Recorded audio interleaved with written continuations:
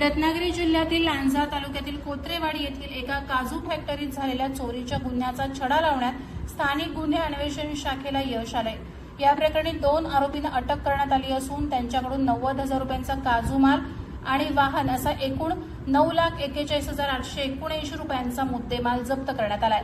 पोलिसांनी दिलेल्या माहितीनुसार 28 मे 2026 रोजी सायंकाळी 6 वाजल्यापासून 29 मे रोजी सकाळी 9:20 कालावधीमध्ये जिमल्स कॅशू पॉइंट या काजू फॅक्टरीचं कुलूप तोडून अज्ञात चोरट्यांनी काजूगराची चोरी केली होती।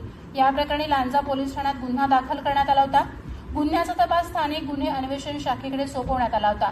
घटनास्थळी कोणतेही ठोस पुरावे उपलब्ध नसतानाही पोलिसांनी गुप्त माहितीच्या आधारे संशयितांचा शोध घेतला।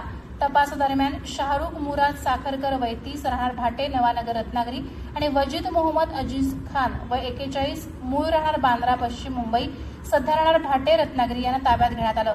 चौकशी दरम्यान दोघांनीही चोरीची कबुली दिल्याचं पोलिसांनी सांगितलं। आरोपींकडून चोरीस गेलेला काजू माल तसंच गुन्ह्यात वापरलेले 4 चाकी वाहन जप्त करण्यात आलं असून एकूण 9,41,879 रुपयांचा मुद्देमाल हस्तगत करण्यात आला। या गुन्ह्याचा पुढील तपास लांजा पोलीस ठाण्याकडून सुरू आहे।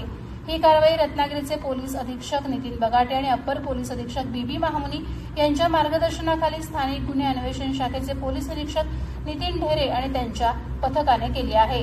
प्रहार डिजिटलसाठी अनघा निकम मगदूम रत्नागिरी।